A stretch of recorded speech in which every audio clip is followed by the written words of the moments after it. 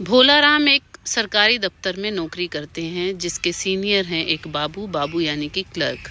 भोलाराम बहुत ही सीधे से आदमी हैं, ना रिश्वत लेते हैं, ना रिश्वत देते हैं, ना किसी को रिश्वत लेने देते हैं। उनकी इसी आदत से उनके जो बाबू हैं यानी कि क्लर्क हैं, जो सीनियर हैं, वो काफ़ी परेशान रहते हैं। बाबू के घर में एक पत्नी है, लेकिन अब तक बच्चा नहीं हुआ है शादी के 4 साल बाद भी, तो वो अपने छोटे भाई को अपने साथ अपने घर में रखते हैं। अब समस्या ये आती है कि जो भाई है उसने 8 कक्षा पास कर ली है और अब 9वीं में पढ़ने के लिए उन्हें शहर में भेजना होगा। अब शहर में भेजें कैसे और रहे किसके पास? तो भोलाराम सोचते हैं कि मैं अपनी ट्रांसफ़र करवा लेता हूँ। वो बाबू से बात करते हैं, लेकिन बाबू को तो उनसे बड़ी दिक्कत रहती है। तो बाबू फिर भी अच्छा आदमी बनने के चक्कर में कहते हैं कि तुम एक काम करना, शहर से बड़े साहब आने वाले हैं, उनसे बात कर लेना, तुम्हारा तबादला हो जाएगा यानी कि ट्रांसफ़र हो जाएगी। लेकिन एक शर्त है, तुम्हें जो साहब हैं बड़े, उन्हें अपने घर में रखना पड़ेगा और खाना पीना खिलाना पड़ेगा 2 दिन तक, क्योंकि कोई गेस्ट हाउस खाली नहीं है। कहते ठीक है, चलेगा। भोलाराम बेचारे शाम को घर आते हैं, पत्नी से बात करते हैं कि बड़े साहब आने वाले हैं, वो हमारे घर में रहेंगे।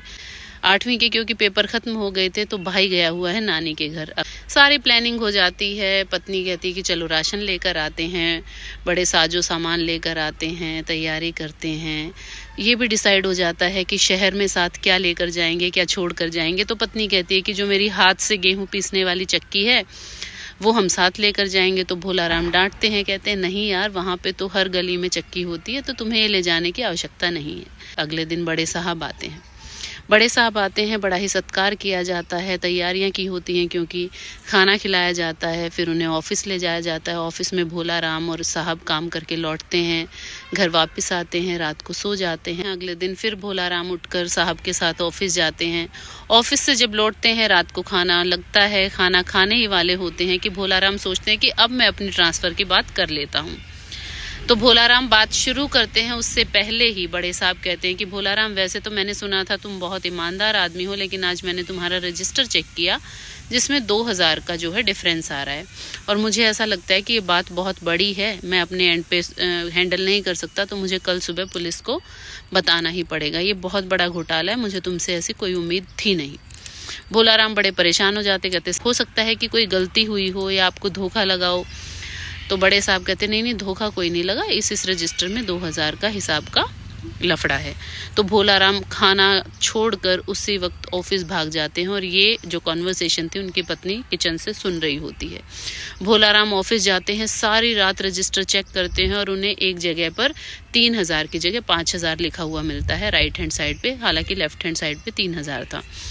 वो देखते हैं कि किसी ने 3 मिटाकर 5 लिख दिया है, और ये उसकी हैंडराइटिंग है भी नहीं। वो उसे मिटाता है, दोबारा से 3 करता है। सुबह हो जाती है, भागकर वो घर आता है। जब घर पहुंचता है तो बाहर गाड़ी खड़ी होती है, बड़े साहब गाड़ी में बैठ चुके होते हैं, और जो बाबू होते हैं वो उनके गेट पर खड़े होते हैं, भोलाराम के घर के गेट पर। साहब ये कहकर निकल जाते हैं कि अच्छा भोलाराम, तुम्हारी जो ट्रांसफ़र है वो पक्की हो गई है, तुम अपना सामान बांध दो।